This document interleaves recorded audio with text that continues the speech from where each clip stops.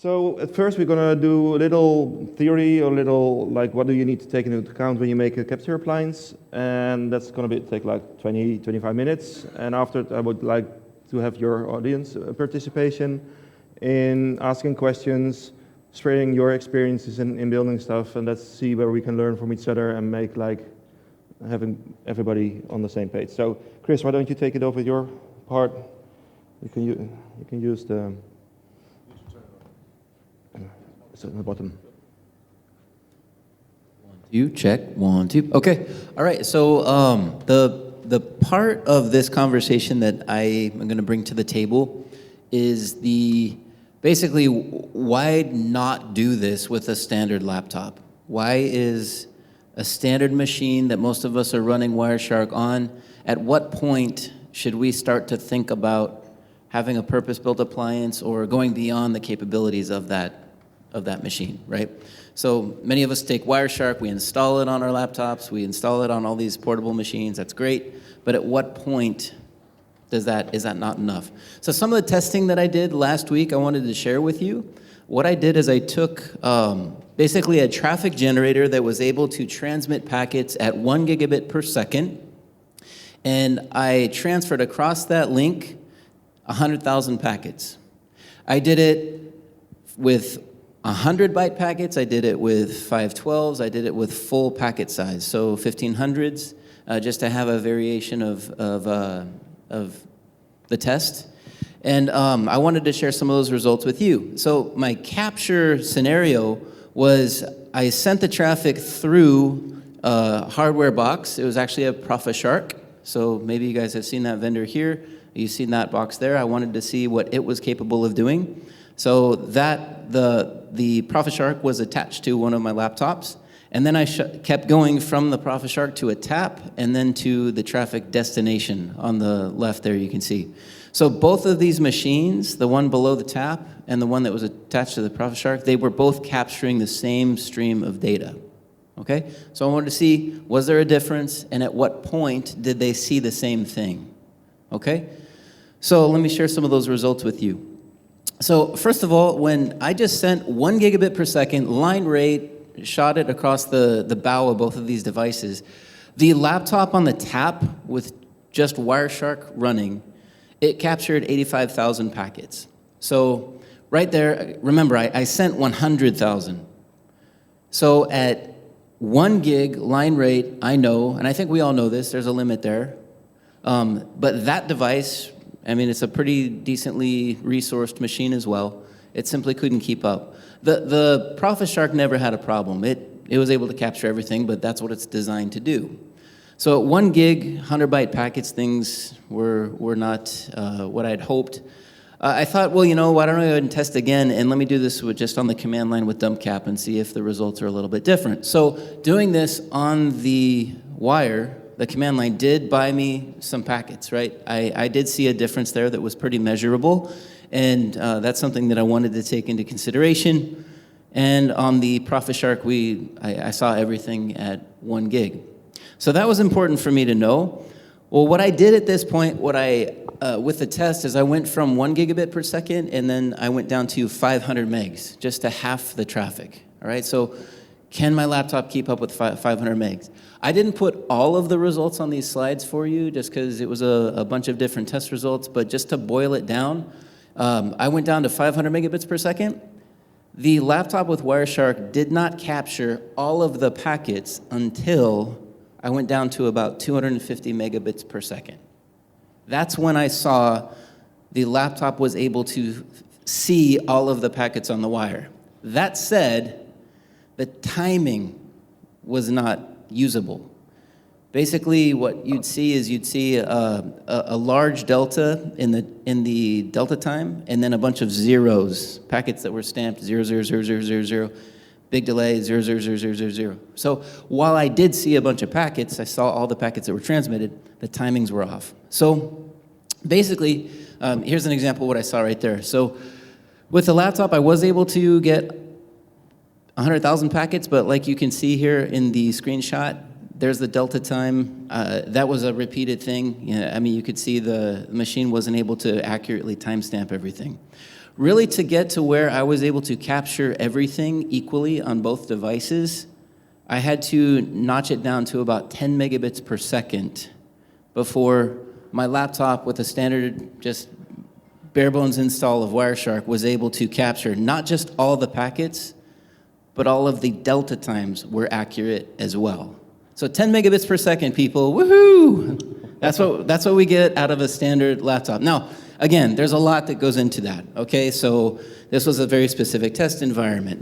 The variables on your machine are completely different than mine, right? So there's a million different things we have to consider into that statement. The point I'd like to make, though, and that goes into this conversation, is that when we're talking about a standard laptop, it can accurately capture at a very low rate.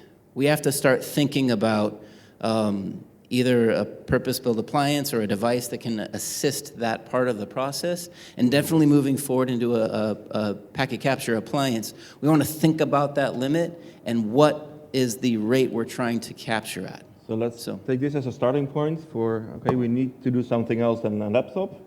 So Hansang, you had some considerations as well?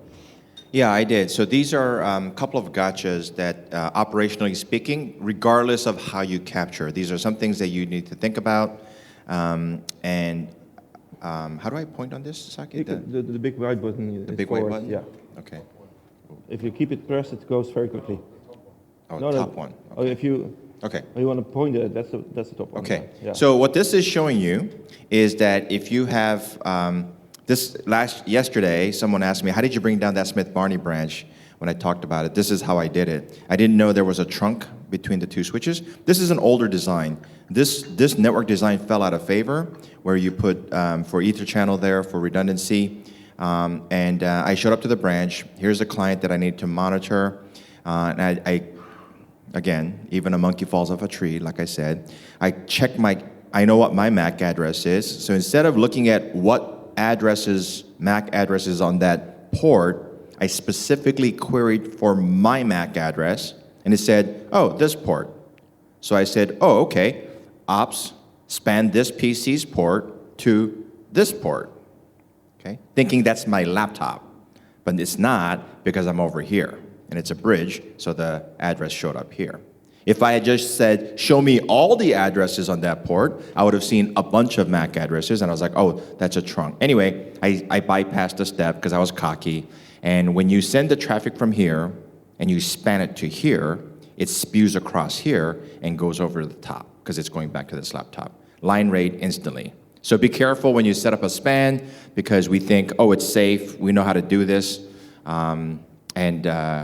I have a lot of experience. I kind of stepped on my own problem. So be careful of that. Number one, this is the problem. Again, if you have a capturing device here, doesn't matter what it is, and you have a server that's dual NIC or LACP, because LACP can be write optimized or read optimized, etc. And what can happen is that you can get these packets out of order that never happen in the real world. Why?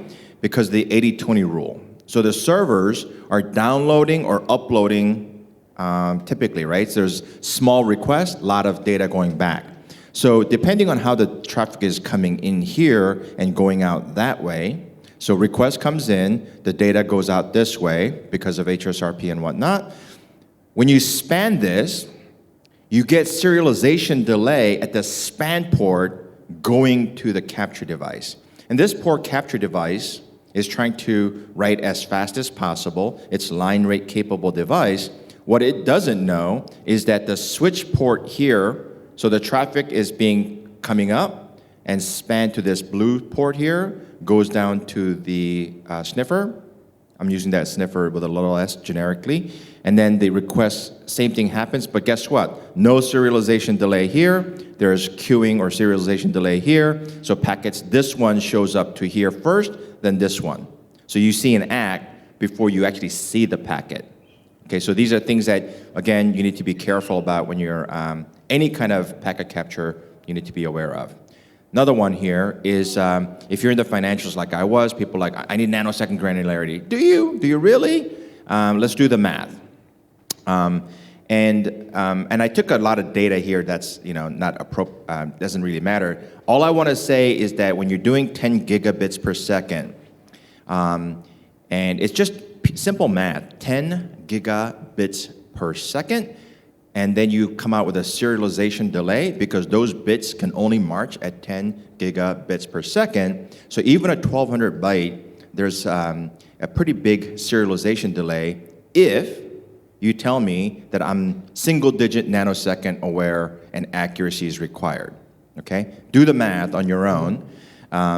So then the problem that you introduce is, let's say I'm capturing here and my sniffer's over here and my server's over here, okay? Let's pretend for a second that the fiber is 50 meters and the cable to the server is 20 meters. In a major, massive data center, these are not unrealistic numbers. So that discrepancy of fiber length adds over 142 nanoseconds of difference in propagation delay. That's a speed of light. You can't change that, or 70% of speed of light. So again, when you're designing a capture device and someone says, I need this level of nanosecond type resolution, be aware that you need to know the cable lengths. Because if you don't know the cable length, I'm done talking to you because you really don't need nanosecond granularity. Right. Okay? Yeah. That was it. Yeah, that's great. So getting the packets to your analyzer in proper quality, that's also something to consider. So now that we have the correct packets, let's move over and see how we can capture them on a device properly built yourself. Okay. You know that it's important to capture traffic all the time, not just when you have a problem, okay? Because sometimes the problem occurs when you're not capturing. So this is an important lesson. That's why continuous recording is important. So if you have to do troubleshooting, you might want to capture whenever you have a problem. Whereas if you want to do permanent traffic monitoring, you have to capture all the time. And the problem of continuous recording is that you have several issues with the disk space because you are constantly writing to it, and then you have to do operations that are not short in time, but they have to continue more or less forever. Now, we know that you just heard that the problem of timestamping. Okay, this is an important thing, and you know that if you want to have a very accurate timestamping, you have to rely on an external source of time. Okay, usually the GPS. And also, you must have some hardware that is able to put the timestamp into the packet. What we have heard before from Chris is that when you capture with a standard laptop or let's say with a non-FPGA card, when there is no way of putting a timestamp, is the operating system that does that. But because packets are received by the computer, not one by one, but in blocks, just to optimize the number of accesses, from user space to the kernel, the timestamp is not accurate, okay? So this is an important thing. And another problem is that you have to write the packets on disk in a way that you can retrieve them. Because you know that the pickup, unfortunately, the way it was designed, doesn't have an index. So it has just a small header, and then you have one packet after the other. So this is an interesting problem. Let's talk a little bit about that. When you have the problem of creating an index, you have to create the index while you're capturing, because if you do it later, you have to write to disk your data, and then while you are writing your data, you have to read the data back to create the index and then write the index back. So this puts a lot of pressure to the disk. So the indexing must be created on the fly. So you receive the traffic, you have to create the index in memory, and the index has to be short in size, because a long index doesn't help. Because you have to create an index, and like you have heard, you have very little time. Okay, at 10 gigabit, you have very little time to do your thing. You have to make sure that also the index is a good compromise between speed. The index is supposed to have a benefit on speed when you want to retrieve data, but also on creation time, because you create a super compact index that is super fast for retrieval, you might need too much time when creating it, so you don't have enough time for creating that on the fly. And also, you have to take into account that people are used to BPF, okay? So BPF must be at least supported in your language if you want to create your own filtering tool. And also, the pickup file format is what people want. However, this does not mean that if you want to write as fast as possible, you have to write data in pickup format. What I'm saying is that when you have to retrieve the data, okay, the final format should be pickup. Okay? So if you want to dump the memory of the card to disk just because it's faster, go ahead. But it's very important that you support first BPF, and two, the final format is pickup. Now, the problem of this market of this type of recorders is that you want to save data as it hits the network interface that is recording the data. But at the same time, you want to be efficient because you have more and more data. Okay, here we are seeing that we are talking about 10 gigabit, 40 gigabit, 100 gigabit, eventually more. So you have to exploit the multi-threaded architecture. So you have many cores, okay, but at the end you will end up using one core because you want to, you don't want to shuffle the packets. So it is very important to consider the fact that if you have, a multi-threaded architecture like this one, so you must have several threads that are processing the packet.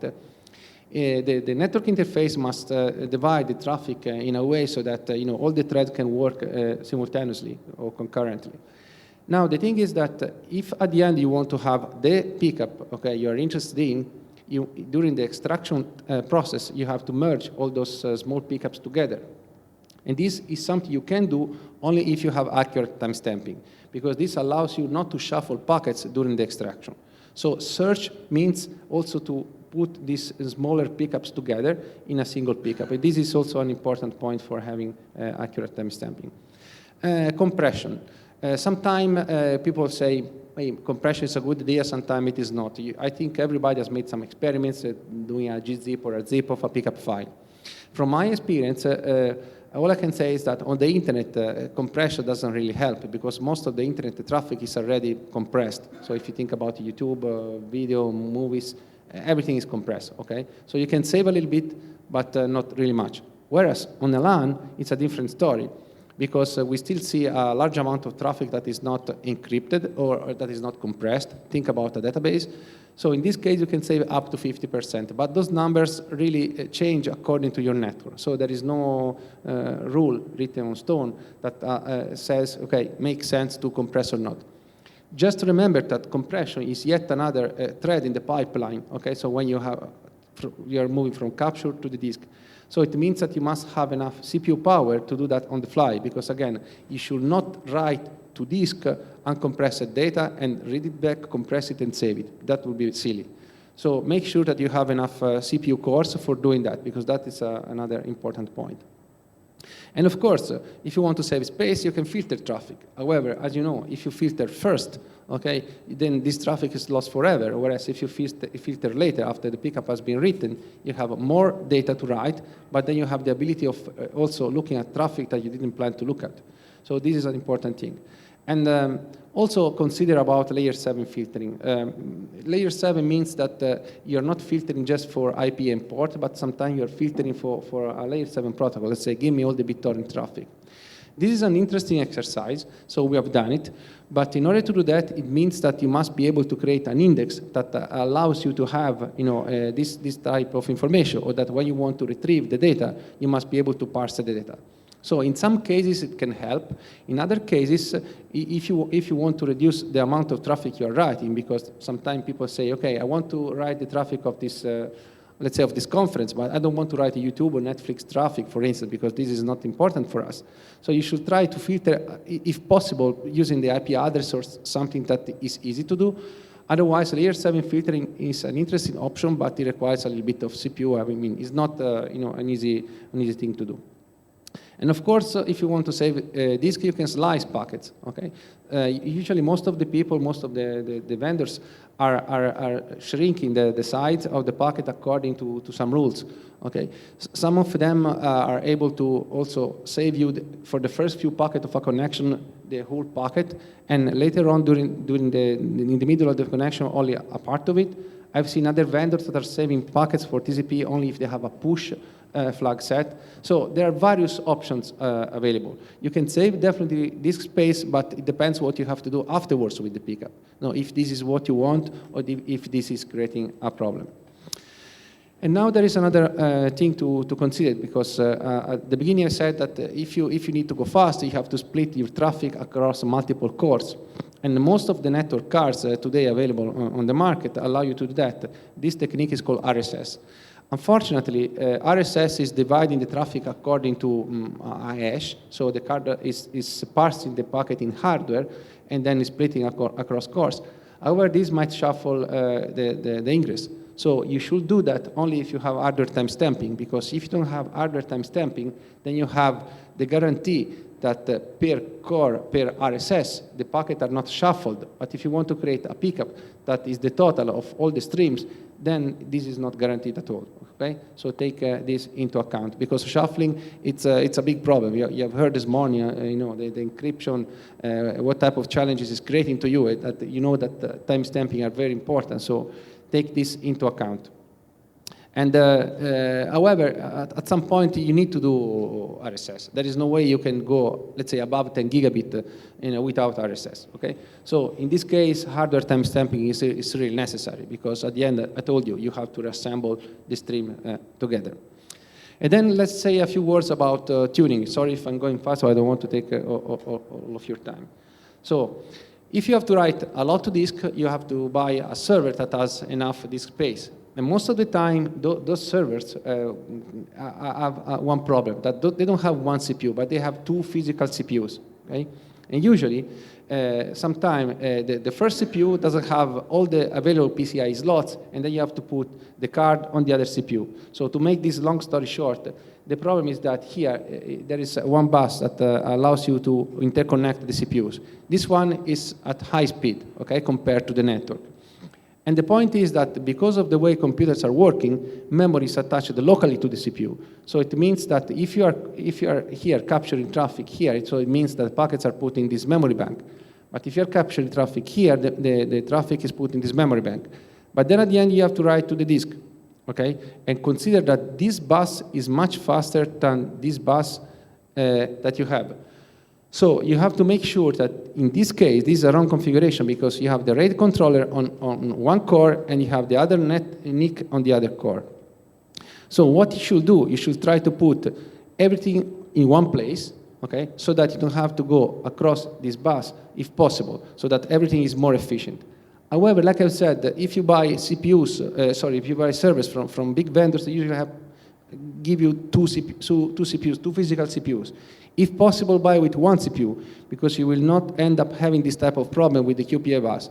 However, because of the way PCI slots are put on the motherboard, sometimes this is not possible. So pay attention when you plug the card, because usually people plug the card on the first available PCI slot, but this is not a good idea. So pay attention to the topology of your motherboard. And then, of course, you have a problem with sometimes with the PCI slot.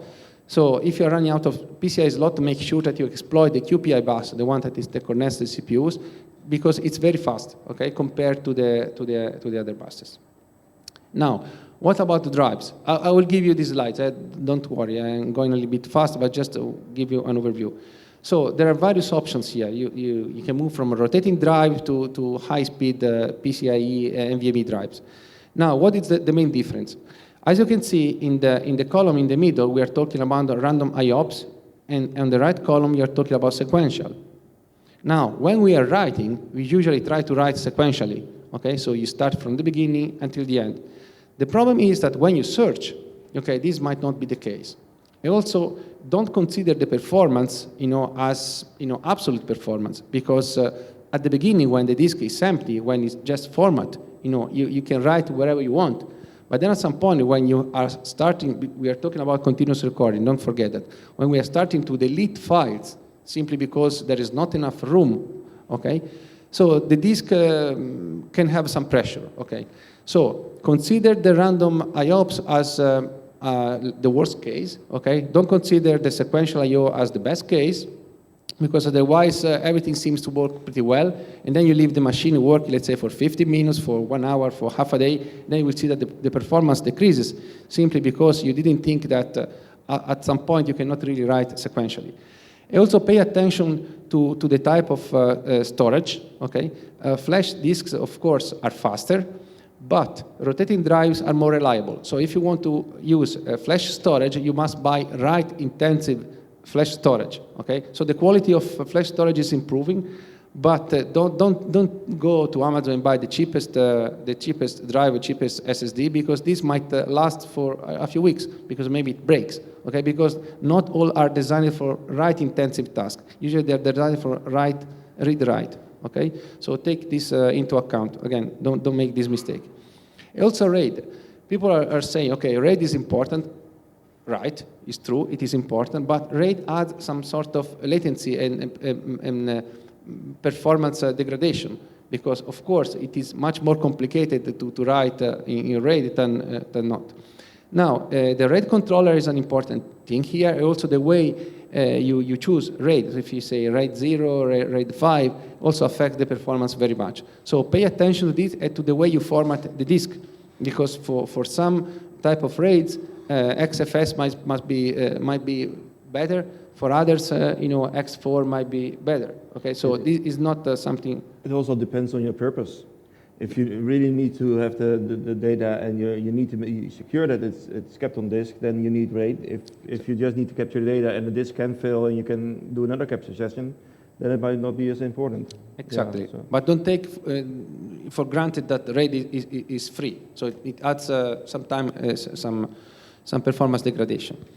Also pay attention to how you configure RAID, okay? Because this is an important thing. Sometimes people, buy the best RAID controller on the market, then they didn't pay the next, okay? So first of all, try to have enough memory on the card. As you can see here, we're talking about very little memory compared to the network speed, okay? So this can help, but cannot help forever, because in time, a couple of gigabytes is not really much. And then usually we have found good performance with the stripe set to 1 megabyte, and the write policy has to be write back. So it means that you don't write directly to the disk, but you give the data to the controller, and especially for small packets, the controller is packing writes together into a single write. So the controller is very important. Let the controller do what it's supposed to do. Okay? Don't buy a controller, don't use it, because you're misconfiguring. That's also very important. Talking about 10 gigabits, so let's say you want to go to one shop and create your own network recorder. So how many disks do you need?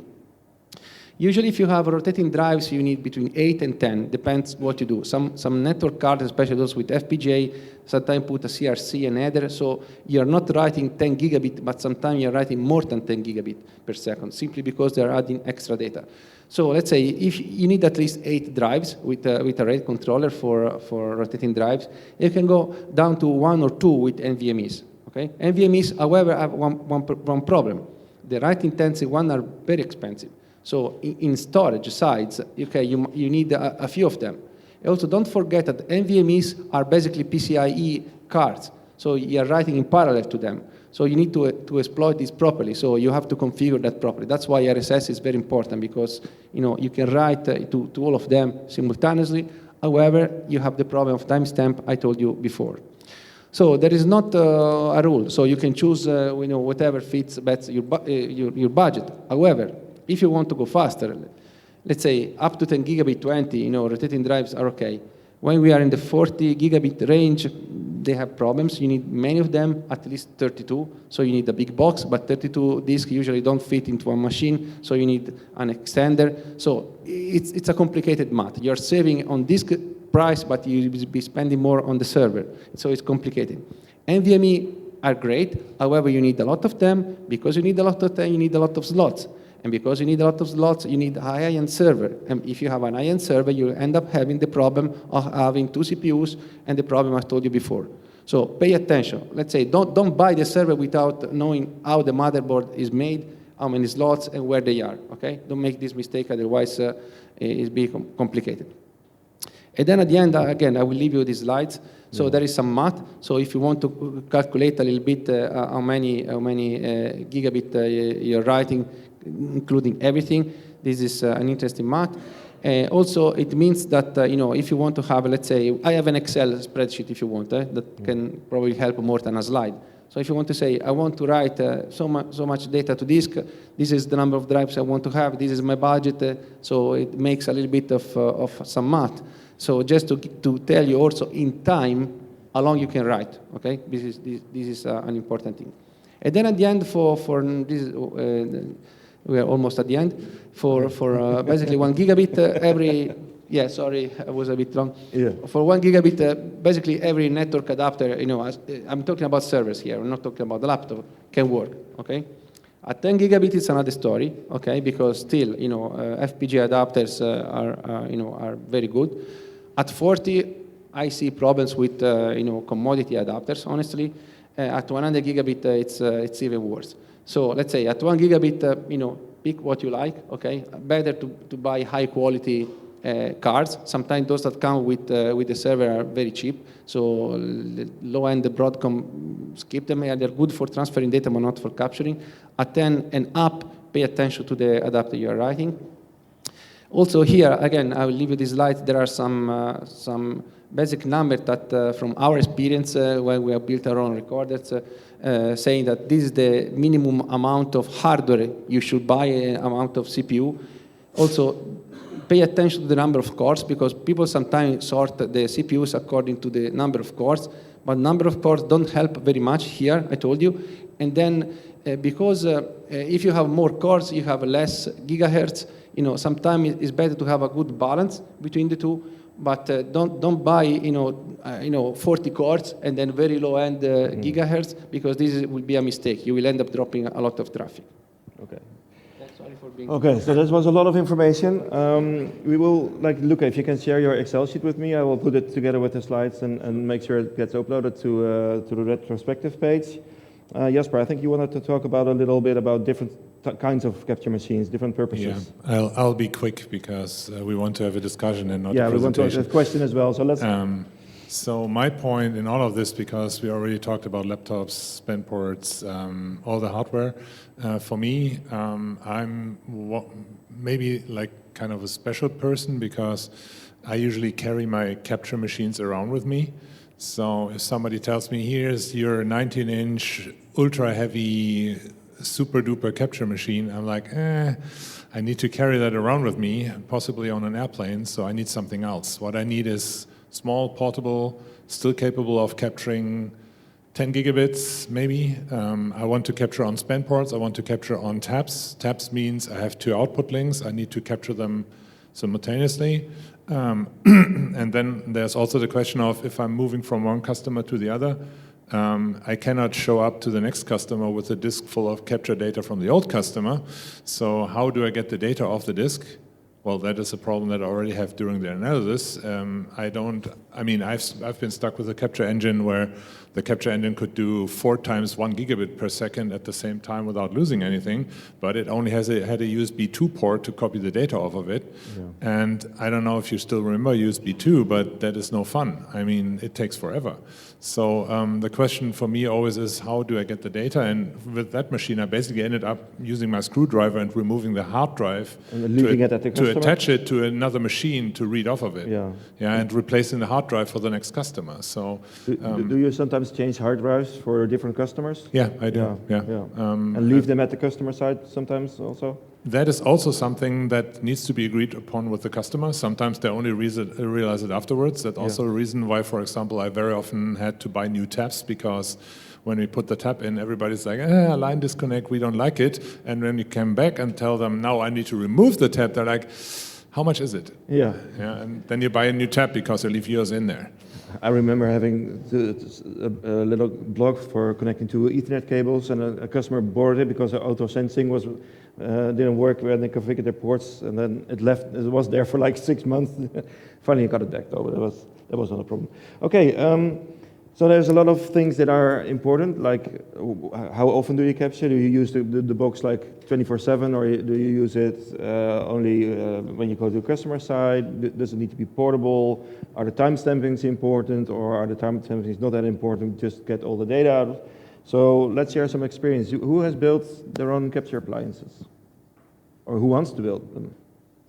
I want one. Yes.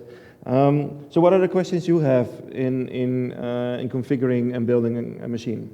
I've got a lot of the questions, so I can ask questions. Eddie. Oh, let me move around with the microphone. It's on. Thank you all for your very interesting presentations. I think most of you have probably used the good old yellow cable to transmit some data. And back in the days, we had physical errors like jabber or frame check sequence errors. And nowadays, many network interface cards have a lot of intelligence and will filter out these faulty frames. What is your experience with physical errors? So would that be, I mean, for me as a network analyzer engineer, I want to be aware of these errors. I do not just want to see an individual counter where it goes like, yeah, we had 50 errors, but I want to see the frames to run an investigation. Okay. Thank you for the question. So the question was physical plant, cable plant, is it a problem? Back in the days, absolutely. When we went from Cat 3 to Cat 5 to the gigabit range, there was a lot of problem because they were running 100 megabit on Cat 3, and there was a lot of bit errors. Since we've gone to Cat 5e or Cat 6, almost zero issues on the cable plant side. But the nice thing is, on your span port and the port that you're capturing, every switch gives you physical errors. Sometimes it's not broken down anymore, but you will see physical errors, so you need to check before and after and say, okay, I didn't have any physical plant. The other problem is every cable run is its own segment, right? So we're not talking about thicknet anymore. So if you want to check, you got to make sure the source of the packet capture, the destination of the packet capture, or anything in between for physical errors.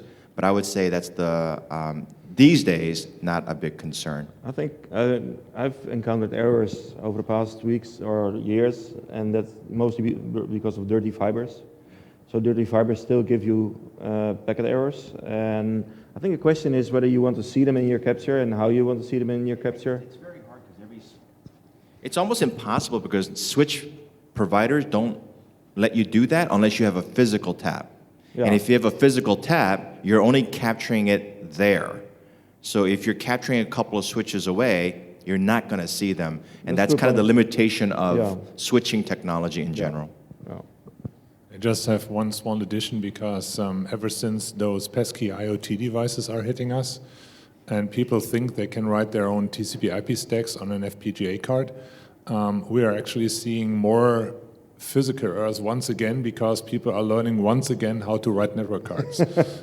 So sometimes it's interesting to see that, but it's a very special case. Yes. Okay, any other questions so far before I start shooting my questions? All right.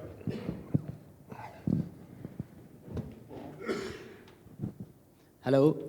If there is a requirement to encrypt those disks, is there any recommendation that you would like to add? First, is it possible? Second, if it is possible, is there any recommendation you would like to speak about? No. So the question is how to encrypt your disks. What is the recommendation in encrypting your disks? So you have something about encryption? I don't have much experience on encryption, honestly. Somebody has asked us to do this exercise, and we investigated. There are some encryption cards available on the market, but the problem is that those cards are not really easy to fit with packet capture because you have to give them some data, and then the card is encrypting your data and then giving back to you. So honestly, no, we don't have much experience. And I think for line speed, for low end, it's a good idea in some cases, but for high speed, this is very challenging. I think with SSD drives, they can do encryption on the drive itself, so that might be an option if it's really important, but then you have the downsides of the SSD drives instead of the hard drives. Well, the problem with the hard disk own encryption is that it's apparently so broken that Microsoft now has BitLocker software only because they don't rely on that kind of thing anymore. So what I've done in my capture box, because some customer required it or some capture job I did required it, I had VeraCrypt running on it and encrypted the data partition where I was capturing to. And the link speeds weren't that high that it got me into trouble. And also the CPUs these days, they are capable of implementing AES-NI in the hardware, so the write speeds were quite sufficient for up to, I think, almost a gigabit. Okay. It was on an SSD, a SATA SSD though. So you're saying the encryption SSD cards is broken, or? Yeah. Okay, that's good to know. Well, I need to run. There's multiple questions here. I need to bring the mic back and forth. This is for Jasper mostly. You go on site with your capture machines. How do you handle being on an airplane and traveling, and you have to capture from multiple sites in the network to carry 5 laptops? Or what is your solution?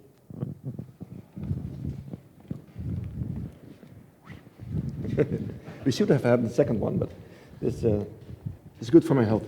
So the question is, what do I do if I need to capture at multiple points at the same time? Well, first of all, I'd like to have enough capture engines to do that. So I have one box that I built that I can use. It has a 4-port FPGA card inside, so I can capture at 2, let's say, locations that are in the same room, which happens a lot if you capture in front of a device and after a device. Then I can do that with one single box. If I need more than that, I also have a laptop with a ProfiShark tab that I could use. And if I run out of options, there's a friend I can call, and I tell him, well, you're selling these things. Can I rent 1, 2, 3, 4, 5 boxes of you? And he will be like, yeah, sure, you can do that. And he'll name me a price, and then I do that. So yeah, of course, it depends on your budget. If you can't afford to have a lot of capture engines yourself, just call your dealer of your FPGA cards, and I'm quite sure they are very often able to rent you a device, for example, like a not for resale box that they're using for their customer demos or something, and then you can use those. And usually the only advice I have for that kind of thing is get it early and test it, because if you're unfamiliar with it and you're appearing at the customer side and you don't know how to handle your device, that will make you look bad. Yeah. One thing to add to that is that if you have to do multiple captures, it's always nice to have also multiple persons. So you have at the same, like you have multiple people that can do the capturing. You can coordinate stuff, because it's too much to do on your own. So I just want a couple of quick points from an operational standpoint. If you run a large network, these things you need to take into account. Number one, if you don't put them on GMT time, you're fired. Okay? No local time, GMT. If your routers, switches, log, and packet captures are not on GMT, you're fired. That was my rule. If you use a static route, you're fired. You're not a network engineer if you have to use static routes. And so there are some rules, because when you scale out and you have multiple capture and one's on local time, CST, and GMT, EST, it's very hard to try and reconcile that. Because they're physically separate, you know. The other one is when you ship appliances, your packet capture, they may be 6 months behind and haven't been patched, right? So now you have a vulnerability. The other one is who maintains that login? Not every site you go to has Active Directory, so you now have a problem of password syncing. So keep those in mind and come up with different things that audit allows you to do if you're in a sensitive environment. The other one is FIPS 140 rated erasure routine takes days. Okay, so you have a couple of choices. Yeah, it's easier to have your disk shredded. So you just give them the disk. Yeah. And just put that into your bill. Yeah. That just assume if you're going to a financial or government, you're going to leave the disk behind. Yeah. So make sure you put that into your bill of materials, because they're going to ask. You know, those little things start to add up. One thing that you touched earlier is like test your devices. I think that's a topic that we need to talk about too. Like how do you test your device when you build one? I mean, you need to know that it's up to the task that you have to do. So what are your ideas about that?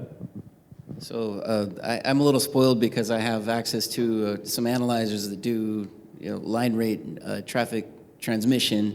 One of them is an OptiView. It's from Fluke Networks back in the day. But I mean, the one that I did my testing with on my laptop, I mean, the thing is 15 years old. You can probably pick one up on, it's somewhere around for not too much. But knowing that thing can transmit at what I'm, You're doing 1 gig, right? Yeah, and that's 1 gig. Yeah. It, So how do you want to do 10 gig testing? That's I mean, it can to do me, 10 gig as well, but yeah, I mean, 1 gig I can cover, but 10 gig is something I need to manage. And so how do you do 10 gig? Well, there's also packet generators for that speeds, obviously, and you can always, or as far as I know, you can often rent them. Yeah. Sometimes they have a crazy price tag if you don't select the correct feature set, because I've asked some of the companies about cybersecurity testing with malware samples, and then the price tag is like you could buy 2 of those for the price of 1 week of rental, which is kind of amazing sometimes. Yeah. So I would go, if I needed to test a device, I would go and see if I can get a device like that for some time without a heavy price tag. Okay. Luca, you do a lot of testing. How do you do that? Yes. Okay. If you can afford to buy a physical device, that's always a good thing to do. Otherwise, at 1 and 10 gigabit and probably above that, you have a very good approximation with commodity cards. Okay, we have written open source traffic generators. There is one from Intel called T-Rex. So if you go to GitHub, you can find it. From Cisco. From Cisco, sorry, from Cisco. T-Rex, it's also a good traffic. I mean, hardware devices are the best. Okay, there is no discussion about that because they can provide you precise timing. But if you want to have more or less an idea of what is your traffic, do your testing with those cards. But also another thing to consider is the following. Don't send only continuous traffic. Also don't send 10 gigabit all the time. It's very important to send and stop, okay? Because buffers can do magic things, right? So sometimes standard internet traffic is not always at the same pace. So when you do your test, or repeat the test with different packet size, but also try to do this in a very bad way, because if you want to validate, like you said, your device in environments that are very challenging, okay, you should not assume the best case. Actually, you should assume the worst case. Yes. Okay? One other quick note from personal experience, don't blame the wrong thing. So there are commodity switches that have hardware queues that are there whether you like it or not. And there are drops that happen within this fabric itself that are not, there are no show counters for them for certain switches. Other switches are more, you can get down to the daughter card level and do show commands that are not documented. But just because it went in and it didn't come out, don't assume that your capturing device dropped it, because it could be the fabric itself that dropped it. Yeah. So just be aware of different points of failure and drops that can happen. Show counters help, but it's not always a panacea, because there is no show counter for some of these ASIC level stuff. And realize that there can be bugs in the testing equipment. I've done a test for a customer where I needed to test F5 equipment and they couldn't get over 1 gig, and that's because they tested with 1 port and 1 IP address, and internal the 10 gig or the 8 gig path was over 8 lanes of 1 gig, so they were testing just 1 link. And then when I assisted them in troubleshooting that, we had a traffic generator with a 10 gig port, and it turned out that above a certain traffic level, there was a bug in their software, so we had dropped in performance. So having to find out a bug in your testing equipment is also fun. So calibrate and test your testing equipment. Yeah, hello. My question is about you spoke about the RAID controllers. For the NVMe, is there, for a 100 gig capture appliance, is there a suggestion for the NVMe RAID controllers? I'm not aware of any good controllers in the market. Anybody wants to?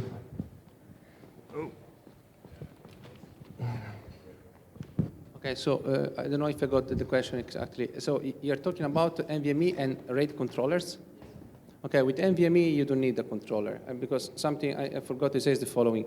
The main difference between an SSD and an NVMe is not the flash, because the flash is more or less the same. It's the fact that an NVMe is a device that you see from the PCI bus, okay? So you can write directly to it. So NVMe looks like persistent memory, let's put it this way, okay? So usually RAID is done in software, okay? Or otherwise you don't do any RAID at all, but every core is writing to one NVMe bank so that you can maximize the performance. So you don't need, for sure, a RAID adapter. some people are talking about software RAID. So if you buy, for instance, from Intel, I think you can have a driver in the Linux kernel that allows to see all those memory as a single drive, or you can do the standard partitioning tools. But most of the time, you don't need RAID. I mean, RAID is a concept for mostly for rotating drive, for SSDs, for serial data, these type of things. Okay. Christine, I think you had a question too.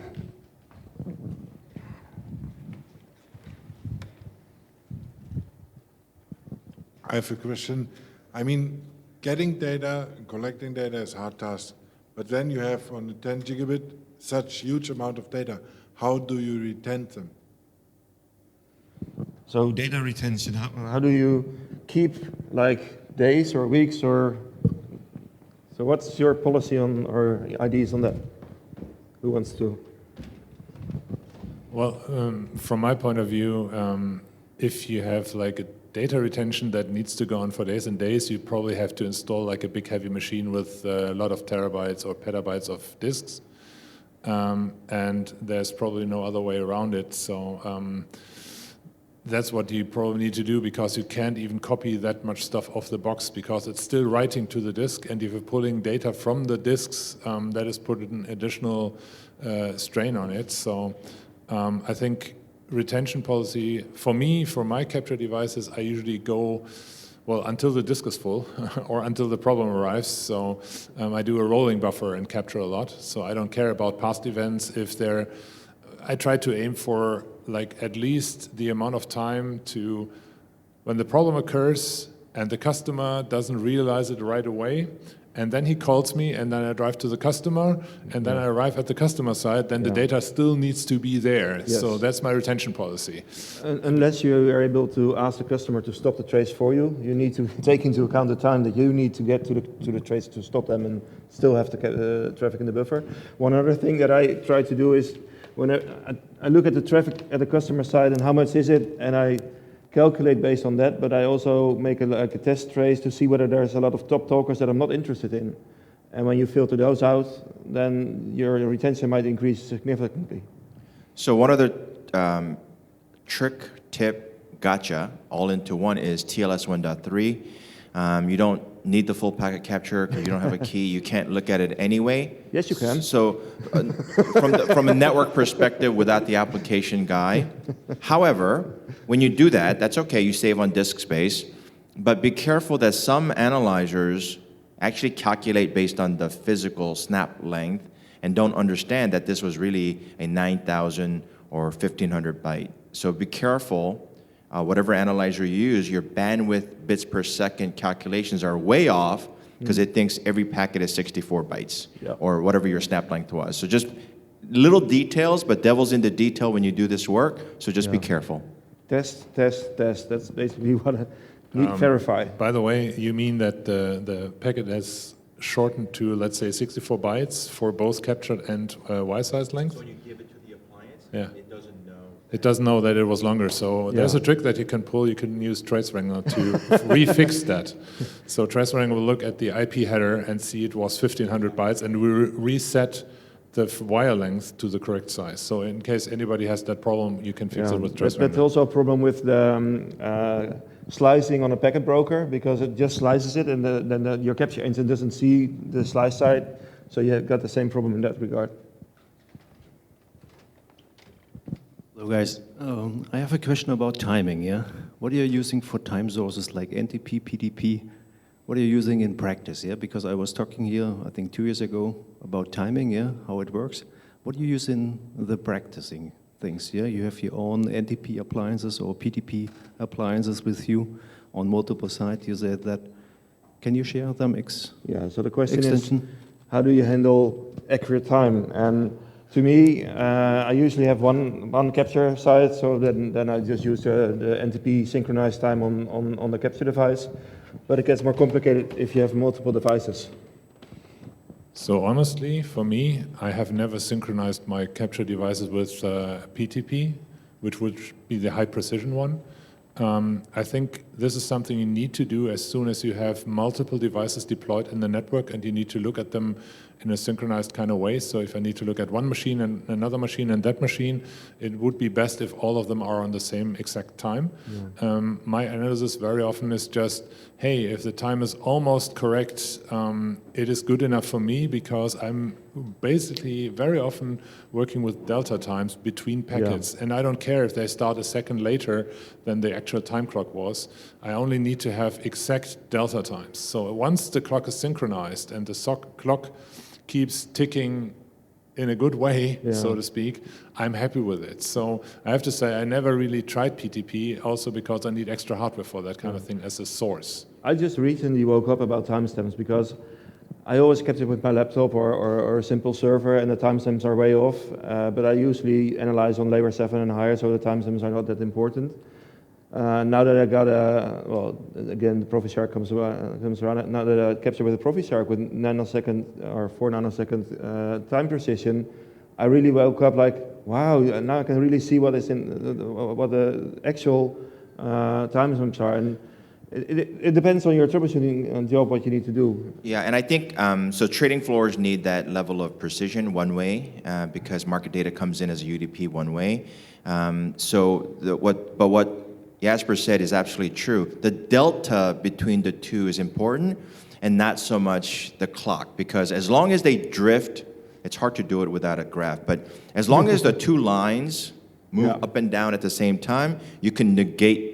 When they diverge, that means there was delay of some sort. So you can divine what's happening by looking at the delta from the two as opposed to the exact clock, unless you have the Stratum 1 GPS hardware.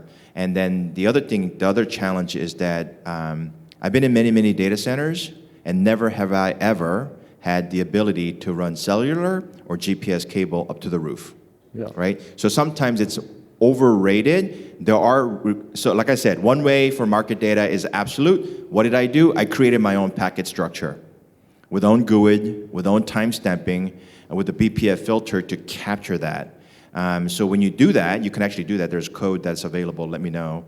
Then you know that BPF is extremely fast because there's a unique marker that BPF knows to pick only that. And this way I can do trending based on my magic marker with my own GUID, and I know what the latency is hop by hop by hop, which is also important. Nice addition. You're fine? All right. Just to echo what Jasper said, I think for me the bigger problem, rather than having the exact like NTP style thing, is if I see delta times that are in the zeros, then what happens in my brain is now I'm questioning this data. Yes. Right, and then now because I doubt the data, now, okay, I call it dirty data. It's dirty. Let's go catch it cleanly, and I pay less attention to the exact overall or universal timestamp. Again, that delta is the most important thing. I would like to add something, but not about Wireshark, because we are talking about you have a pickup, you receive the pickup, and you want to analyze it. You have enough time to click.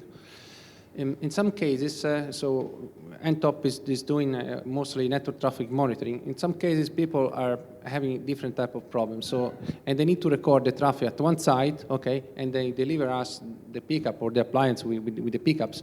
And we have the need to reply the traffic, okay, and try to see whether our tools are able to keep up with the traffic speed.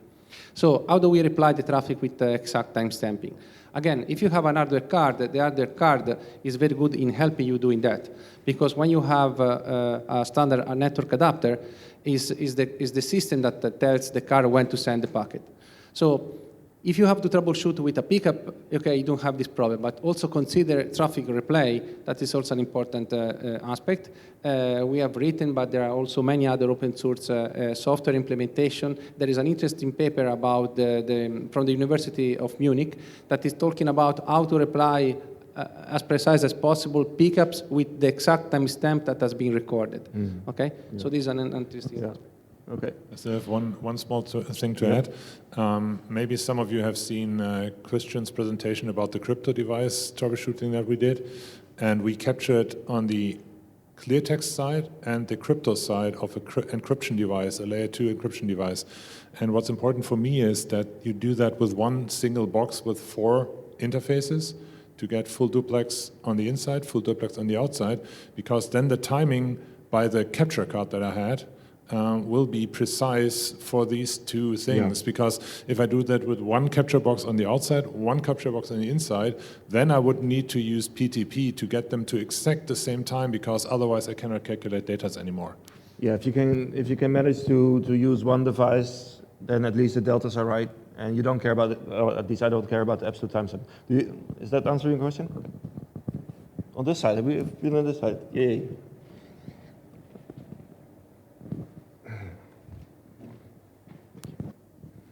So you guys were talking about different use cases. Jasper, for instance, is using the mobile appliances. Then there were the servers that are, monitoring traffic 24/7. Would you guys dare to share your experiences in hardware builds, like general recipes that should work? Because I'm not a server guy. I know a bit about hardware, but that's it. And I would like to get an idea about what kind of builds and hardware equipment I need to come up with a 1 to 10 gig capture solution. Okay. Yeah, I think look. You need a mic. Yeah, it's basically, I have to admit that what Hansang just said, buy a gaming rig, is pretty close to what I kind of did, because I bought a very, very small case that is doing a special trick. It mounts the extra card that you can put into the box on the back side of the motherboard, and has an extender cable for the PCI bus to the motherboard. So I can pack it in like a shoebox size, and I have a slot where I can exchange my capture cards. So I have this one slide. I can just open one side, and there's the slot for the capture card, and I can put in a 10G card, a 20G, 4x 1G card, and on the other side there's a mini ITX board by Micro, what's it called? Super Micro. I really like those because they have the IPMI interfaces, because my boxes are headless, which means there's no keyboard, monitor, mouse, nothing. I just put them down in the data center, I connect the cables to capture, and I use one cable to my laptop to RDP into it, or SSH or whatever. And with the IPMI interface, I can see it booting, I can reboot it, I can do almost anything. And it's really handy, and I can even change the operating system that I'm using by quickly removing the boot disk that's in there, and pull disks in and out, and it's really portable. So if anybody's interested in that kind of setup, I can give you basically that's what the I was going to say. specifications. Please share your details, and I'll put it in also in the slides or in the zip I can file. do that. Yeah. One other thing that helps, because we talked about the gigahertz, is that if you buy certain chipsets, they come with bad thermal interface, so it doesn't cool as fast. So you can delid it, and then you go down that rabbit hole of you can delid the shield, and then use liquid metal. And when I did that, I reduced my core temperature 15 degrees easily. So I'm running at 5.1 gigahertz. 5.1. And the testing that I did was with Cinebench, PUBG.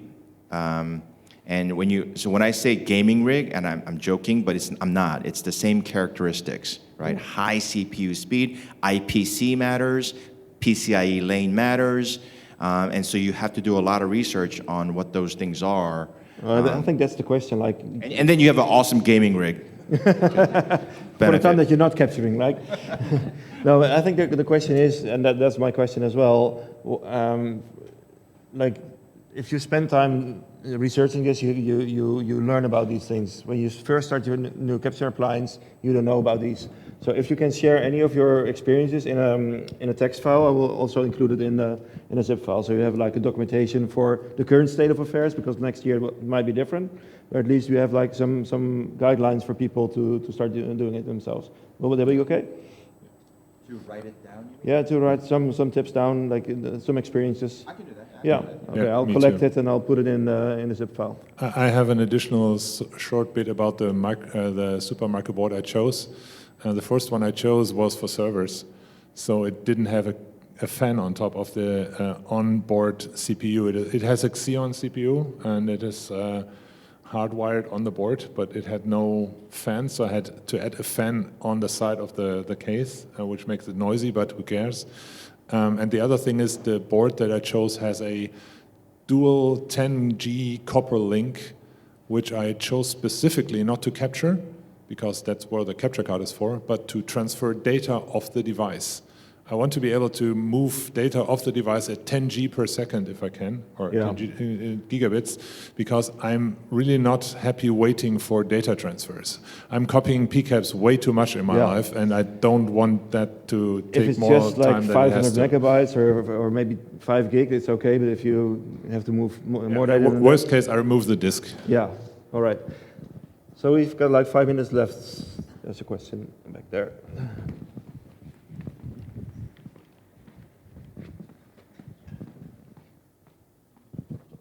Sorry, I came in a few minutes after you started, so I'm not sure if you talked about this already, but it's about PCIe limitations. So in our environment, we typically have more than 10 gig of traffic that we need to capture. So let's say 40 gig, for example. As far as I know, the PCIe max PCIe bandwidth you have is about 30 gig. So how do you? Is there any way you can engineer around that, or what kind of architectures, do you recommend for dealing with such scenarios? So basically, I think the question is, how do you capture 40 or 100 gig with the limitations of the PCI bus? With PCIe Gen 3, 16X, you can go up to 100 gigabit. Okay, so there is not a problem. Okay, we are really close to the limit. You cannot do 200. Okay, but I mean, there are hardware vendors here that know definitely more than me. But 16X, I know the gaming machine for sure at PCI Gen 3 16X. Don't plug your NVIDIA card, but plug your 40G card. You'll be happy. But I would never do that because the video card is important. For work. It's for work. It's not. Yeah, well, yeah. So, any more questions? Yep.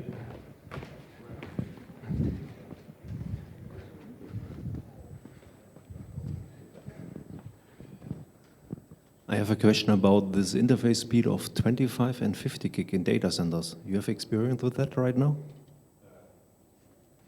I don't. I see 40 gig, 10 gig. I haven't seen 100 gig at my customers yet, but I don't have that big customers. But also experience like 10 and 40 and 100. Okay. There is, so bandwidth is not everything. So that I know of agencies that are running multiple 100 gigs and running into nothing but congestion problems. So just, again, devil's into detail. It buys you a little bit of time, but so if you're running multiple 100 gigs and you're running into a problem, then it's a problem, right? And then you have, so this is not a doom and gloom session.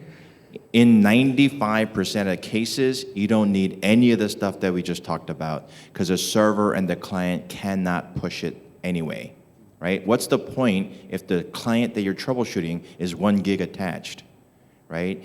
So what we're talking about is data center capturing at data center speeds, and again, it sounds scary, but a lot of times, if you do enough protocol analysis, you can wave through fake packet loss. You can kind of work your way through those things of packet limitations. Yeah. Packet drops at the sniffer only. Annoying, but it can be done. So don't take this away as, oh my God, the sky is falling. It will be when 400 gigabit hits and 100 gigabit is already a problem. But for now, we have a little bit of room. And I also think that you're well, at least me, I'm not always interested, I'm never interested in all the traffic, I'm interested in a certain part of the traffic. So if you need to capture on a trunk because that's the only place where the interesting traffic passes, then you can also use a packet broker to filter on the box, tune it down to a speed that you can handle with your analyzer. That might be a far better solution than capturing everything on one box and then filtering afterwards. So.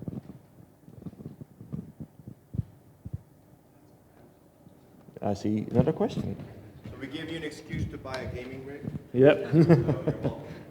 What is your game, Hansang?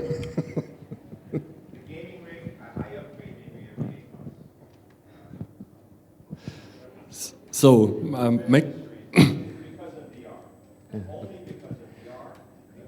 Hansang, we have a question. Sorry, just finish. No, I'm back at 10G again. So we have an own application which should process 10G traffic, and we have requirements for a really cheap solution. So I'm coming back to what Luca meant before regarding the commodity hardware stuff. So what we are playing around at the moment is taking a 300 euros 10G network card using DPDK and trying to get the packets as fast as possible into our application. And my question would be, do you have any experience with such a setup or a recommendation for a commodity NIC? Because we did all this stuff you mentioned regarding using the correct PCI Express bus and just one CPU and then the dedicated CPU for the DPDK and stuff like that. But we still struggle around with packet loss in this setup, especially if we go above 5 gigabit and so on. So the question summary, do you have any recommendations, or do you have experience regarding limits in a DPDK-based setup with such a standard card, so that we maybe know that it makes no sense to go above some limits?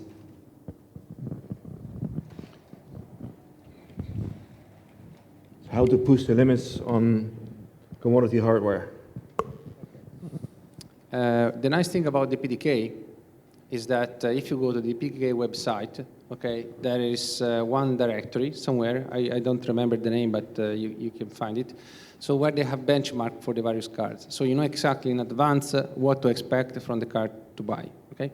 But this said, 10 gigabit, there is no problem at all. So from my feeling is that, from what I heard from you, is that you have some setup that is not optimal. Because at 10G, you should not drop any packet with modern hardware. I mean, if you have a decent 10 gigabit adapter, let's say the Intel adapter, for instance, are very good. Those that you find on the motherboard sometimes are very cheap because they have to be fast, okay, 10 gigabit for moving data, but they don't have to be efficient with small packets.